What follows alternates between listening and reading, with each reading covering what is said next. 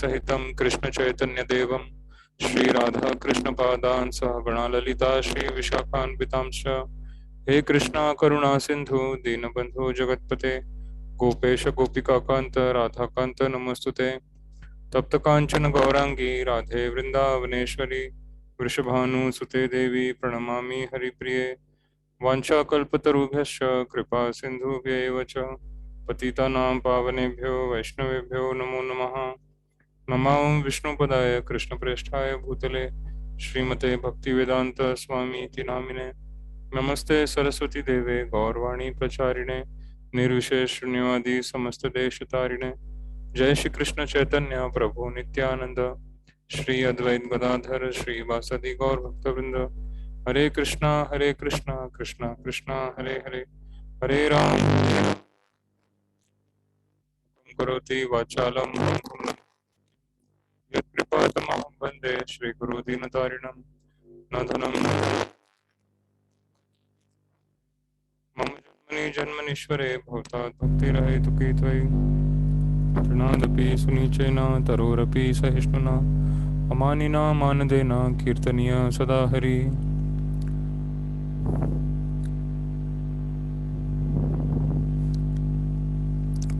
हरे कृष्णा। आज हम पढ़ेंगे चैप्टर नंबर 8 वर्स नंबर 18 अध्याय 8 श्लोक संख्या 18।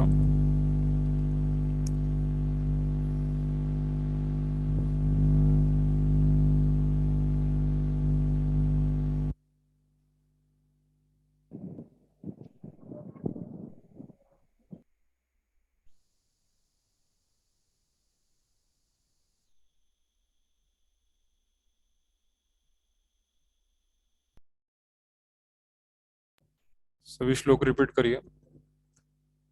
अव्यक्ताद् व्यक्तः सर्व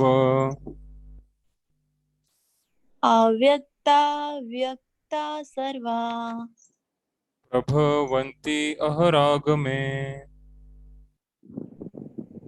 अभवन्ति अभरागमे रात्रि रात्र्यागमे प्रलीयन्ते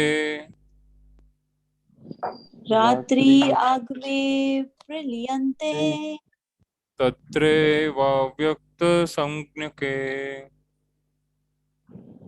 तत्रैवाव्यक्तसंज्ञके अव्यक्ताद् व्यक्तयः सर्वा अव्यक्ता व्यक्ता सर्वा प्रभवन्ति अहरागमे प्रभवन्ति अहरागमे रात्र्यागमे प्रलीयन्ते रात्र्यागमे प्रलीयन्ते तत्रैवाव्यक्तसंज्ञके तत्रैवाव्यक्ता सम्यके अव्यक्ताद्व्यक्तयः सर्वा अव्यक्ता व्यक्ता सर्वा प्रभवन्ति अहरागमे प्रभवन्ति अहरागमे रात्र्यागमे प्रलीयन्ते रात्रि आगमे प्रलीयन्ते तत्रैवाव्यक्तसंज्ञके तत्रैवाव्यक्ता सम्यके। हरे कृष्णा। प्लीज इंग्लिश में पढ़िए। जी प्रभु जी। Translation. At the beginning of Brahma's day, all living entities become manifest from the unmanifest state, and thereafter, when the night falls, they are merged into the unmanifest again. Hare Krishna, Krishna Krishna, Hare Hare, Hare Ram, Ram Ram, Hare Hare. Jai Shri Prabhupada. Hare Krishna. हरे कृष्णा। आपने कौन से number का श्लोक पढ़ा?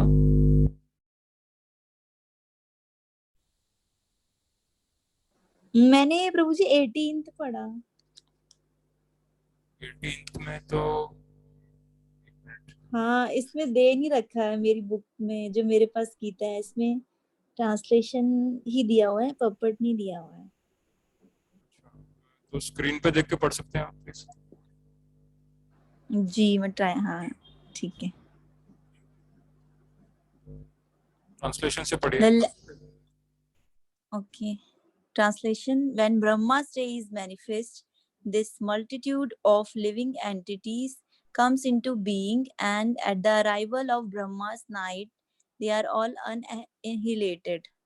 Purport: the less intelligent jivas try to remain within this material world and are accordingly elevated and degraded in the various planetary system. During the daytime of Brahma, they exhibit their activities, and at the coming of Brahma's night, they are annihilated. In the day, they receive various bodies for material activities, and at night, these bodies perish. The Jiva's individual souls remain compact in the body of Vishnu and again are manifest at the arrival of the Brahma's day.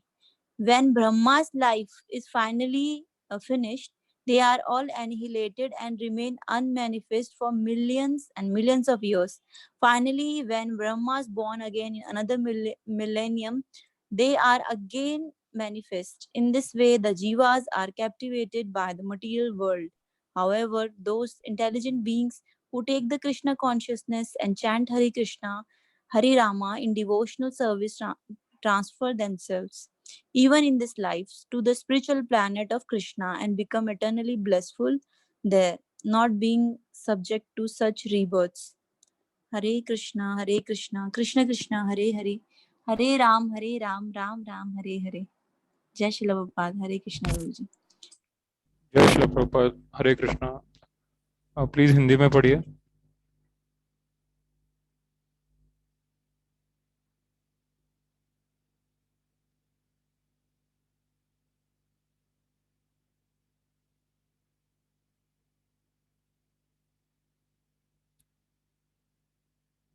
Hare Krishna, please Hindi में पढ़िए।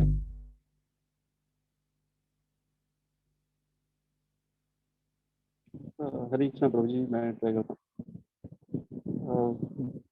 ब्रह्मा के दिन के शुभारंभ में सारे जीव अव्यक्त अवस्था में व्यक्त होते हैं, और फिर जब रात्रि आती है तो वे पुनः अव्यक्त में विलीन हो जाते हैं। जब जब ब्रह्मा का दिन आता है तो सारे जीव प्रकट होते हैं, और ब्रह्मा की रात्रि होते ही वे असहायवत विलीन हो जाते हैं। तात्पर्य: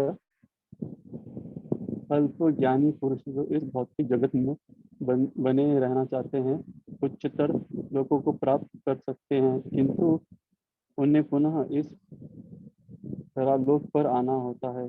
वे ब्रह्मा का दिन होने पर इस जगत के उच्चतर तथा निम्नतर लोकों में अपने कार्यों का प्रदर्शन करते हैं, किंतु ब्रह्मा की रात्रि होते ही वे विनष्ट हो जाते हैं। दिन में उन्हें भौतिक कार्य नाना शरीर प्राप्त होते रहते हैं, किंतु रात्रि के होते ही उनके शरीर विष्णु के शरीर में विलीन हो जाते हैं। वे पुनः ब्रह्मा का दिन आने पर प्रकट होते हैं।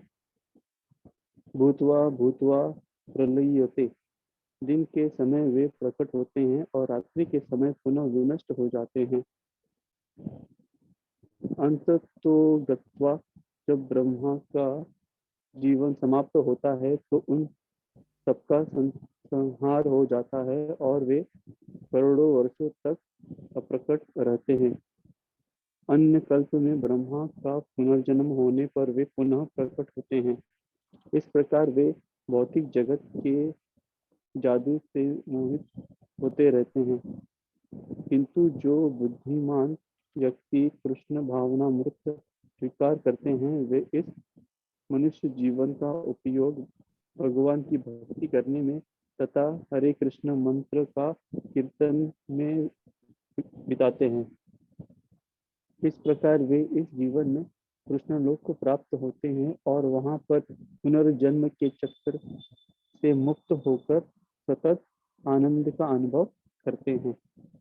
हरे कृष्णा कृष्णा कृष्णा हरे हरे, हरे राम राम राम हरे हरे, श्रीला प्रभुपाद की जय। हरे कृष्ण प्रभु, धन्यवाद।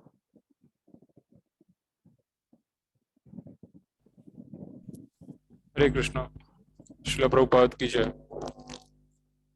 श्लोक में हमने जैसे पहले पढ़ा है 8.17 में कि ब्रह्मा जी का जो एक दिन है वो कितना लंबा है, और उनकी लाइफ में 311 साल, 311 अरब 4,000 करोड़ साल, इतनी लंबी उनकी लाइफ होती है। तो हमारे जीवन के हिसाब से तो हम सोच भी नहीं सकते कि ब्रह्मा जी का जीवन कितना बड़ा है। और जब तक हम जीते और मरते हैं तब तक ब्रह्मा जी का केवल एक एक नैनो सेकंड पूरा होता है। तो ब्रह्मा जी के एक सेकंड में 10,000 साल होते हैं। तो ये कैलकुलेशन शास्त्रों में दिया हुआ है। जो थियरी ऑफ रिलेटिविटी है, जो आजकल साइंटिस्ट अभी अभी ढूंढ रहे हैं, और वो उसे ढूंढ रहे हैं, बट ये पहले से है। ब्रह्मा जी का एक सेकंड मतलब हमारे लिए 10,000 साल होता है। और जब तक ब्रह्मा जी के लोक में एक सेकंड होता है तब तक यहाँ 10,000 साल पूरे हो जाते हैं। और उनके उनके प्लेनेट पे जब 24 घंटे बीतते हैं तो हमारे यहाँ पे 864 करोड़ साल बीत जाते हैं। और ब्रह्मा जी के जब 100 साल खत्म होते हैं तो हमारे 311 अरब 4,000 करोड़ साल पूरे हो जाते हैं। तो इस हिसाब से देखा जाए तो ब्रह्मा जी की लाइफ बहुत ही ज़्यादा लंबी है, और हमारी लाइफ उनके सामने कुछ भी नहीं है। जैसे हम एक ही दिन में बहुत सारे मच्छर मार देते हैं, उसी तरह ब्रह्मा जी के एक दिन में हम कितनी बार जीते और मरते हैं, और इसका कोई कैलकुलेशन कर नहीं सकता। तो हमारा जो जीवन है बहुत ही नगण्य है, बहुत ही छोटा सा है। यही बात समझाने के लिए शास्त्र लिखा गया है कि हमारा जीवन बहुत ही छोटा है, बहुत ही नगण्य है, बहुत ही इनसिग्निफिकेंट है, और जल्दी खत्म हो जाता है। पर ये जो नगण्य जीवन है, ये इसकी भी बहुत बड़ी वैल्यू है। अगर हम भक्ति करते हैं, भगवान का नाम लेते हैं और भगवान से कनेक्ट हो जाते हैं, तो फिर ये जन्म मृत्यु का चक्र खत्म हो जाता है, थम जाता है। नहीं तो ये ब्रह्मा जी की लाइफ चलती है तब तक हमारा जन्म मृत्यु चलता रहता है, और मुक्ति नहीं मिलती है। और इस जन्म मृत्यु से ब्रह्मा जी भी मुक्त नहीं है, क्योंकि उनके लोक में जब 100 साल पूरे होते हैं उनके, तो उनको भी मरना पड़ता है। और जब ब्रह्मा जी मरते हैं तो पूरा ब्रह्मांड ही नष्ट हो जाता है। तो ये पूरा जो ब्रह्मांड है, ये भगवान कृष्ण के लिए एक श्वास की तरह है। भगवान कृष्ण जब तक एक श्वास लेते हैं तब तक ब्रह्मा जी का एक जन्म होके वो मर भी जाते हैं। और भगवान जब अगली श्वास लेते हैं तो ब्रह्मा जी का फिर से जन्म होता है। तो भगवान कृष्ण के हर श्वास में एक ब्रह्मा का जन्म होता है। और ब्रह्मा जी के एक एक दिन में हमारे लिए 864 साल पूरे हो जाते हैं। तो उतना लंबा भगवान का एक श्वास। तो भगवान कितने बड़े हैं, भगवान कितने महान हैं, ये हम सोच भी नहीं सकते। और हमारी बुद्धि बहुत ही तुच्छ है, बहुत ही छोटी है। हम समझ भी नहीं सकते कि कैसे भगवान इतने बड़े ब्रह्मांड का पालन, इसकी उत्पत्ति, पालन और नाश कैसे करते हैं इतना जल्दी। और हम इसकी कल्पना भी नहीं कर सकते। तो इसीलिए हमें गुरु के शरण में रहना है, क्योंकि गुरु का मतलब है कि वो इस ब्रह्मांड से पहले ही मुक्त हो चुके हैं। ये जो ब्रह्मा जी का ये ब्रह्मांड है जन्म मृत्यु वाला, इसको मृत्यु लोक बोलते हैं। तो भगवत गीता में इसको दुखालयम अशाश्वतम कहा गया है। भगवान जब तक एक श्वास लेते हैं उतनी देर में ये पूरी दुनिया नष्ट हो जाती है, उतनी देर में पूरी दुनिया खत्म हो जाती है।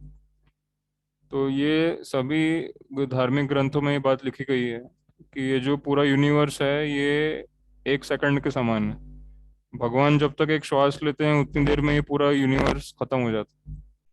और हमारी हम मनुष्यों की फिर उसके सामने क्या वैल्यू है। हम कितनी बार जन्म लेते हैं और कितनी बार मरते हैं, ये हमें खुद भी पता नहीं है कि कितना कितना हम लोग कितने जन्म हम ले चुके हैं, कितनी बार हम मर चुके हैं, ये हमें भी पता नहीं है। और उसमें भी हम लोग भगवान का चिंतन नहीं करते हैं, हम अपना समय बर्बाद करते हैं। जबकि भगवान के लिए ये पूरा यूनिवर्स एक सेकंड के समान है। एक सेकंड में ये बनता है और नष्ट भी हो जाता है। जैसे प्रभुपाद ने एक एग्जांपल दिया है पहले के श्लोक में, जैसे समंदर के अंदर बहुत सारे बुलबुले आते हैं और वो नष्ट हो जाते हैं। तो जैसे इतना बड़ा समंदर है, इसमें इतने सारे ब्रह्मांड है, उसी तरह भगवान कृष्ण के लिए ये सारे ब्रह्मांड जो है ये बुलबुले की तरह है। और भगवान कृष्ण जब तक श्वास लेते हैं तब तक इतने सारे ब्रह्मांड पैदा होके नष्ट भी हो जाते हैं। और उसमें हम छोटे से जो जीव रहते हैं वो कितनी बार जन्म मृत्यु के चक्कर में घूमते रहते हैं। अब इतने असंख्य जीवों में किसी एक जीव को भक्ति का बीज मिलता है। कौन भाग्यवान जीव भक्ति कृष्ण गुरु कृष्ण प्रसादे पाए भक्ति लता बीज। तो बहुत मुश्किल से एक जीव को ये मौका मिलता है, ये भक्ति का मौका मिलता है। और उसको भी अगर हमने गवा दिया तो फिर पता नहीं वापस कब मिलेगा। इतना बड़ा ब्रह्मांड है और इतने सारे योनियां हैं, हमें पता नहीं कितनी योनियों में जाना पड़ेगा, कितना भ्रमण करना पड़ेगा, और फिर कब जाके हमें वापस मौका मिलेगा भक्ति करने का। तो इसीलिए भक्ति करना कोई साधारण चीज नहीं है। हमेशा गुरु को सामने रखना और कृष्णा को सामने रखना, ये सुनने में तो बड़ा आसान लगता है। जैसे कई लोग बोलते हैं कि ये भक्त लोग क्या करते रहते हैं, बस सामने फोटो रखते हैं कृष्णा की, हरे रामा हरे कृष्णा करते रहते हैं बस। और उनको पता नहीं है कि यही सबसे बड़ा ज्ञान है, यही जन्म मृत्यु को रोकने का तरीका है। नहीं तो हम तो हमारा जीवन कीड़े मकोड़े की तरह है, अभी शुरू हुआ अभी खत्म हो गया, एक सेकंड में सब खत्म हो जाता है। तो भगवान हमको बार बार मौका देते हैं कि मृत्यु हो जाती है, फिर से हमें जन्म देते हैं, फिर से सब कुछ शुरू होता है। और फिर से हमें मौका देते हैं कि ठीक है तुम वापस भक्ति करने को, तुम्हें एक और मौका देते हैं। तो भक्ति कभी रोकनी नहीं है, मेन पॉइंट ये है। जहां तक आप पहुंच गए हो भक्ति करके, उसके आगे ही जाओगे आप। भगवान आपको उसके आगे ही मौका देते हैं, क्योंकि आप भगवान को फॉलो कर रहे हो। और जो भगवान को फॉलो नहीं कर रहा उसका तो कोई गारंटी नहीं है, वो कहाँ पे जन्म लेगा, किस योनि में जन्म लेगा, किस लोक में जन्म लेगा, धरती पे जन्म लेगा या पाताल में जन्म लेगा या ऊपर जन्म लेगा, कोई गारंटी नहीं है। और उसको फिर से भक्ति मिलेगी या नहीं, मौका मिलेगा या नहीं, उसकी भी गारंटी नहीं है। हो सकता है कि वो बहुत ही निम्न स्तर के योनियों में चला जाए, फिर उसको बहुत लंबा समय लगता है वापस मनुष्य शरीर में आने में। और फिर मनुष्य शरीर में आने के बाद भी उसको वेट करना पड़ता है कि कब भक्ति करने का मौका मिलेगा। पर प्रभुपाद जी की और चैतन्य महाप्रभु की कृपा से आज के समय में सबको मौका मिल रहा है, ओपनली, मतलब फ्री में मौका मिल रहा है कि आप बस प्रभुपाद जी की कृष्णा की फोटो रखो सामने, हरे कृष्णा हरे रामा बोलते जाओ और अपने मन को भगवान की सेवा में लगाते जाओ। तो ये मौका बहुत ही मुश्किल से किसी भाग्यवान व्यक्ति को मिलता है, और हमको भी मिला है, तो हमें इसका पूरा यूटिलाइजेशन करना चाहिए। प्रभुपाद जी कहते हैं कि I will never die, I will live for my books and you will utilize. तो प्रभुपाद जी आए हैं इस संसार में कुछ ग्रंथ लिखने के लिए, और कुछ भजन और ग्रंथ लिखने के लिए, हमें एक मैसेज देने के लिए। तो वो भगवान के बस एक संदेश वाहक है। प्रभुपाद जी हमेशा कहते हैं कि मैं कोई गुरु नहीं हूँ, मैं कोई बड़ा व्यक्ति नहीं हूँ, मैं तो बस भगवान का एक संदेश वाहक। पर क्योंकि भगवान इतने बड़े हैं तो इसीलिए मेरी इतनी वैल्यू है। तो ये पॉइंट हमको समझना है कि भगवान का संदेश रिपीट करना कोई साधारण सेवा नहीं है। भगवान का संदेश एज इट इज रिपीट करना बहुत बड़ी सेवा है, बहुत हाई लेवल की सेवा है।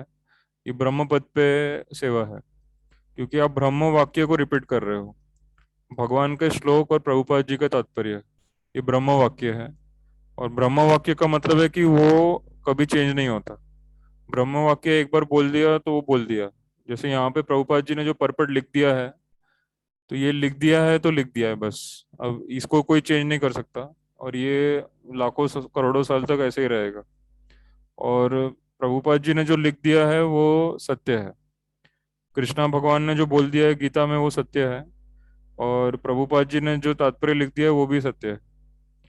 और ये कभी चेंज नहीं होगा, इसको कोई चेंज कर भी नहीं सकता। अगर कोई इसको चेंज करने का प्रयास करता है तो वो बहुत भयंकर अपराध है, वज्रलेप के समान है, और उसको उसका नतीजा भी भुगतना पड़ता है। हमें सिर्फ इसको रिपीट करना है, और इसको रिपीट करना कोई ऑर्डिनरी काम नहीं है, क्योंकि आपको ये रिपीट करने के लिए काफ़ी क्वालिफिकेशन होना चाहिए कि आपको ये समझ में आया है। आप इसको रिपीट अगर बिना समझे भी रिपीट करेंगे तो भी अच्छा है, कम से कम सुनने वाले को कुछ तो फायदा हो सकता है, क्योंकि सुनने वाले ने अगर कुछ समझ लिया तो उसका उद्धार हो जाएगा। अगर हमने बिना समझे भी इसको बोला और सुनने वाले ने इसको समझ लिया तो उसको फायदा हो जाएगा, और फिर हमारी सेवा काउंट हो जाएगी, तो फिर हमें भी समझ में आने लगेगा धीरे धीरे। तो किसी भी कंडीशन में इसको रिपीट करते रहना सबसे अच्छा है, हमको समझ में आए या ना आए। बट जैसे एक सिंपल एग्जांपल है, एक छोटा बच्चा है और उसके पिताजी है।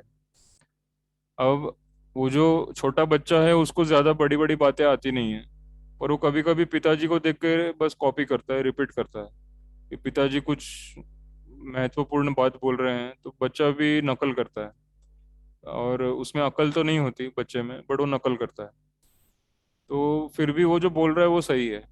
अब जैसे मान लो कि पिताजी बच्चे को कुछ पैसे देते हैं, कहते हैं कि बेटा दुकान में जाओ, उसे बोल कि मुझे वो चीज़ चाहिए। तो बच्चा बस जाके रिपीट करता है कि पापा ने बोला ये चीज़ चाहिए, उस वस्तु का नाम बोलता है। अब उस बच्चे को पता नहीं है कि वो वस्तु है क्या, पापा ने किस चीज़ का नाम लिया है, उस पैकेट के अंदर क्या है, उससे क्या होगा, उसको कैसे इस्तेमाल करना है, उसको कुछ भी पता नहीं है। उसने सिर्फ पापा से सुना कि दुकान में जाके किसी चीज़ का नाम लेना है। वो जैसे ही नाम लेगा तो दुकान वाला समझ जाएगा, और फिर वो चीज़ उसको दे देगा, और फिर वो पैसा दे देगा उसको, तो दुकान वाले का फायदा हो गया, उसको प्रॉफिट मिल गया, उसको पैसे मिल गए। और फिर वो बेटा जो है वो उस चीज़ को लेके वापस घर पे आ जाता। तो फिर पापा का भी फायदा हो गया कि पापा को जाना नहीं पड़ा बाहर, उनको जो चीज़ चाहिए थी वो मिल गई उनको। और फिर वो बेटे पे प्रसन्न हो जाते हैं, फिर उसको कुछ इनाम देते हैं।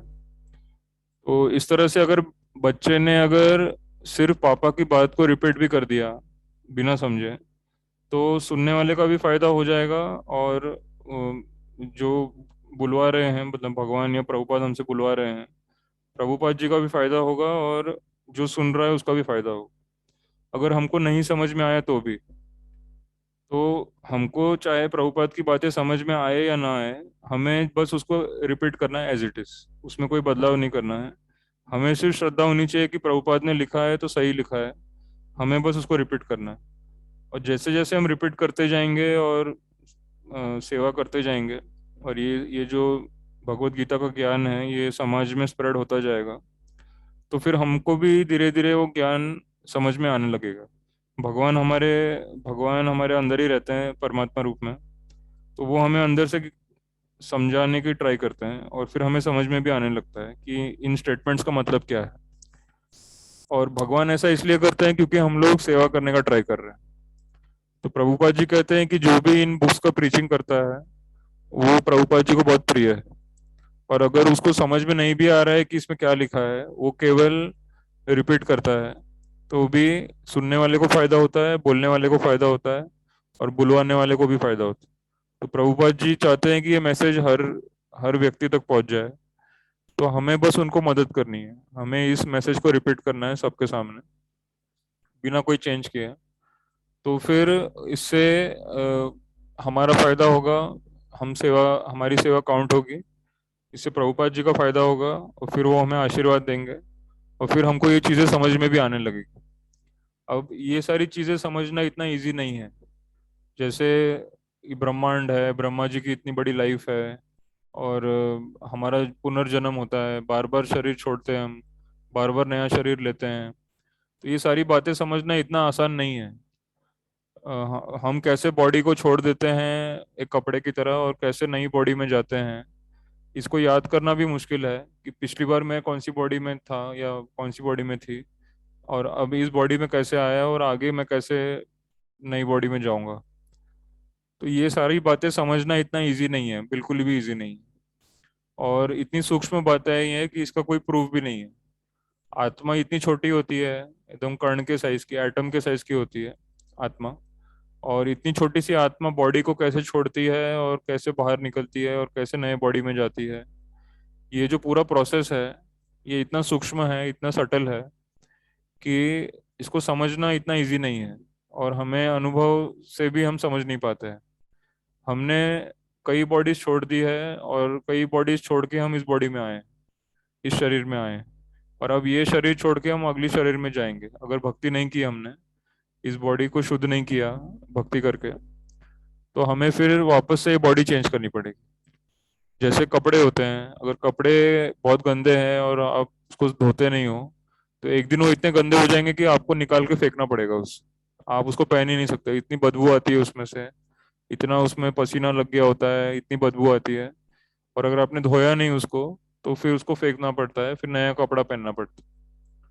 उसी तरह से हमारा ये जो बॉडी है, इसको शुद्ध रखना है, तो हरे कृष्णा चैंटिंग करना, प्रसाद खाना, साफ सफाई रखना, भगवान का स्मरण करना, आरती करना, और हमेशा शुद्ध विचार रखना मन में।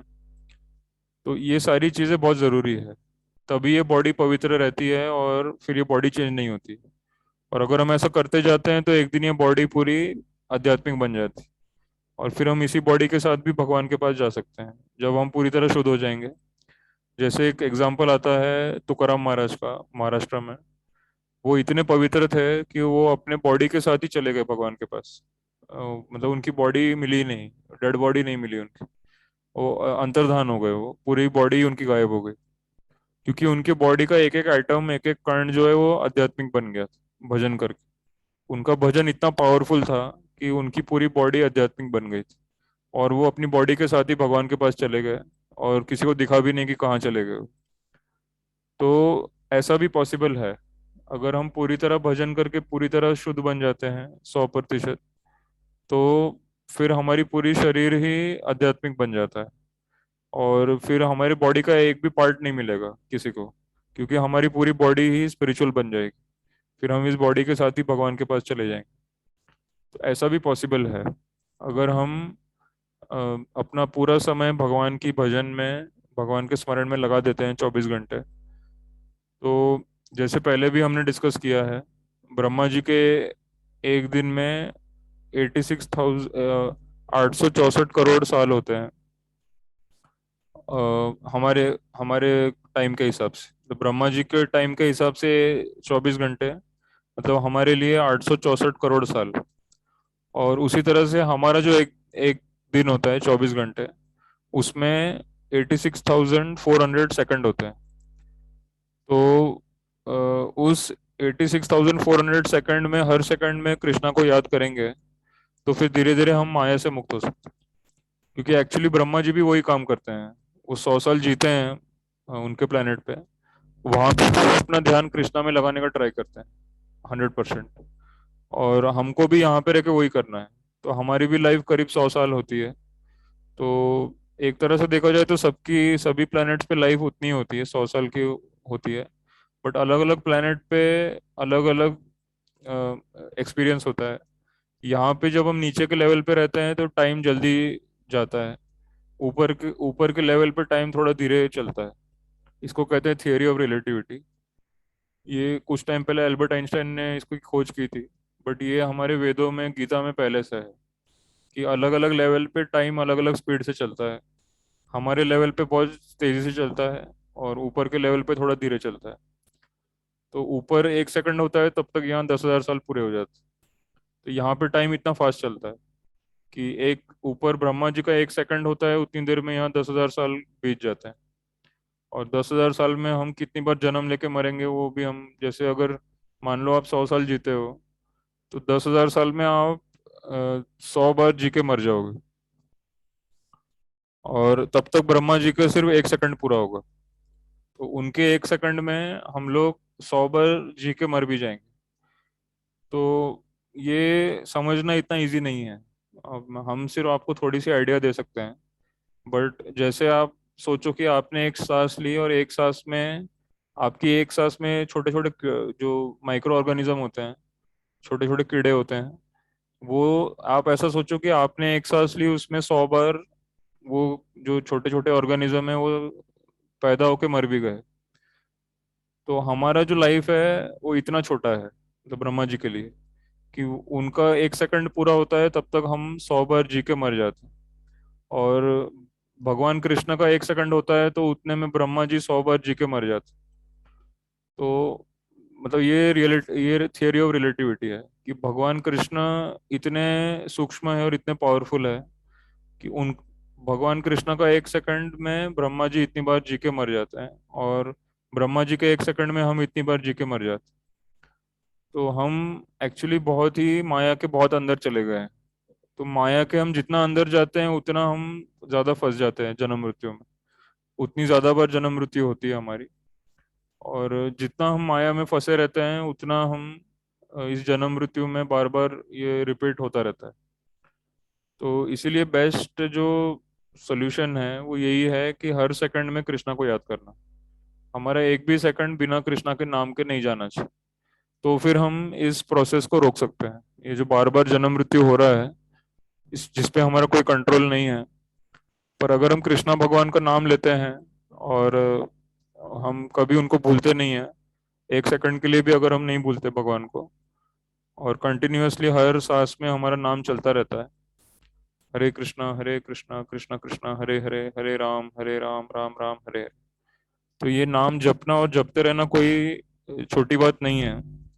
ये सबसे बड़ा ज्ञान है ये, और ये सबसे बड़ा विज्ञान है।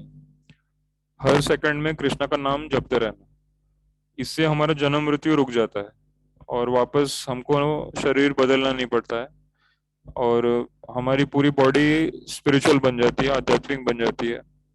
फिर हमें वापस जन्म नहीं लेना पड़ता, हम भगवान के पास जा सकते हैं। इस विज्ञान को समझना है, इस ज्ञान विज्ञान को समझना है। यही असली ज्ञान है। जब कोई हरे कृष्णा बोलता है तो उसको साक्षात दंडवत प्रणाम करना चाहिए, क्योंकि कृष्ण का नाम लेना कोई साधारण काम नहीं है, और हर सेकंड लेते रहना भी कोई आसान काम नहीं है। जो कंटिन्यूअस नाम लेता रहता है और प्रीचिंग करता रहता है उनको हमेशा बड़ा मानना चाहिए, उनको अच्छा, क्योंकि उनको ज्ञान हो चुका है। उनको पता है कि कृष्ण का नाम ही सब कुछ है, कृष्ण के नाम में ही सारा रहस्य है, उन्हीं के नाम में सारी शक्ति है।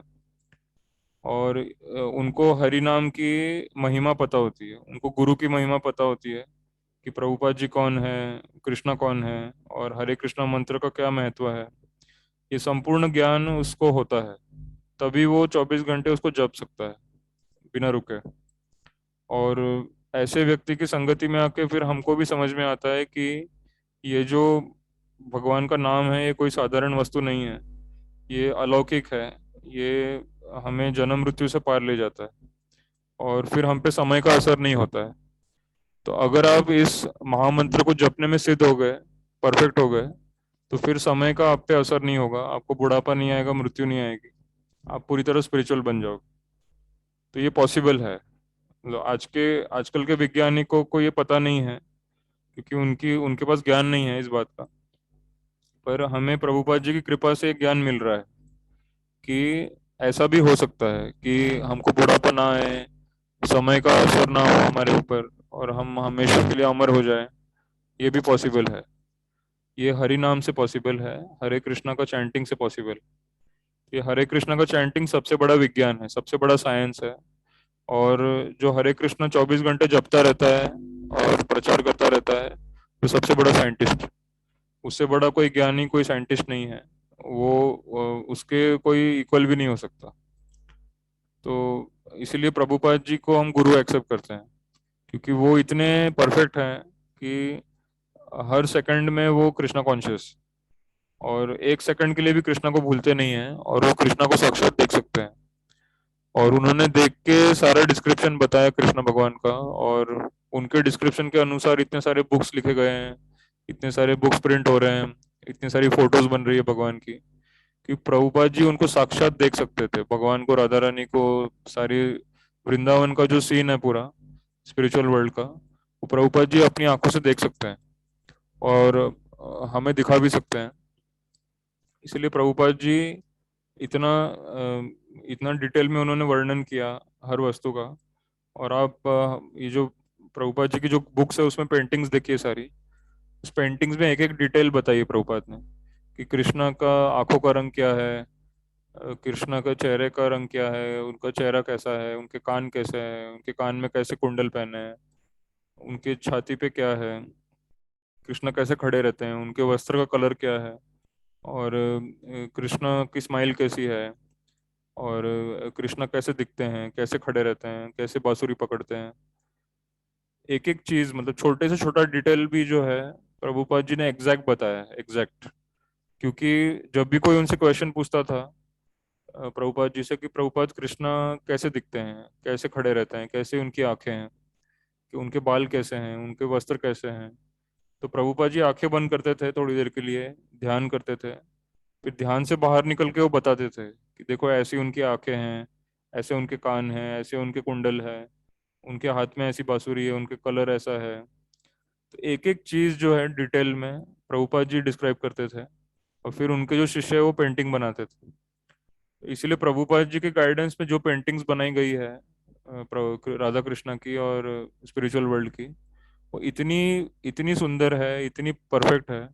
और इस्कॉन मंदिर में जो राधा कृष्णा के विग्रह होते हैं वो भी इतने सुंदर होते हैं कि प्रभुपाद जी ने बनाने वाले को एग्जैक्ट डिस्क्रिप्शन बताया कि एग्जैक्टली कैसे बनाना है, भगवान का विग्रह कैसे बनाना है। तो प्रभुपाद जी ने एक एक चीज का डिटेल में आंसर दिया है।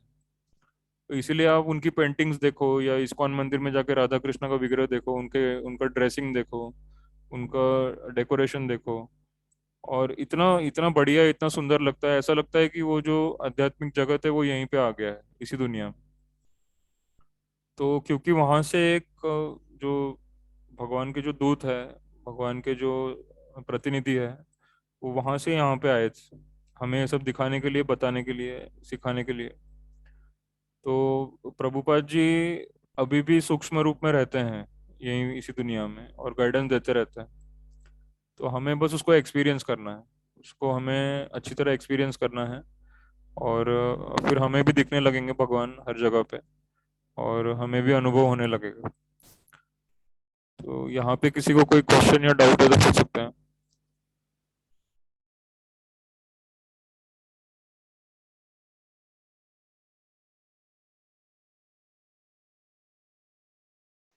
हाँ, हरे कृष्ण प्रभु जी, क्या हम अपने पुराने या पिछले जन्मों को याद कर सकते हैं?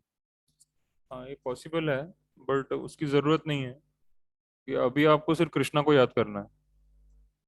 तो पिछले जन्म में हम क्या थे और वो सब खत्म हो चुका है, अभी आपको एक फिर से एक नया मौका मिला है। तो अभी वो सारी बातें याद करके कोई फायदा नहीं है, क्योंकि जो हो गया है वो हो गया है ऑलरेडी। आपका वो शरीर खत्म हो गया है, आपको अभी नया शरीर मिला है, और नया मौका मिला है आपको।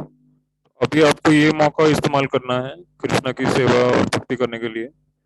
अगर आप करेंगे तो फिर इसके बाद कोई आपको और शरीर नहीं लेना पड़ेगा, ये जन्म मृत्यु रुक जाएगा आपका, और फिर आप कृष्णा तक पहुंच जाओगे। तो अभी इम्पोर्टेंट ये है कि हमें अपना पूरा समय कृष्णा को याद करने में, उनका नाम लेने में लगाना है। एक एक सेकंड, एक एक लाइफ का जो एक एक सेकंड जा रहा है उसको कृष्णा को याद करने में लगाना है। और जो हो चुका है वो हो चुका है, उसकी अभी चिंता नहीं करनी है। अभी हमें सिर्फ अभी का सोचना है कि अभी मुझे कृष्णा को याद करना है।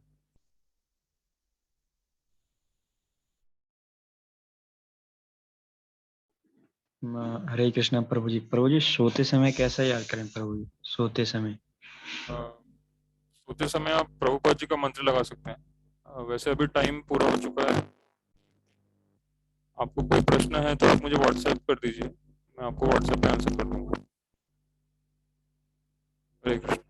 ग्रंथराज श्रीमद् भगवद गीता यथारूप की जय। जगत गुरु शिला प्रभुपाद की जय। हरे कृष्णा कृष्ण कृष्ण हरे हरे, हरे राम राम राम हरे हरे।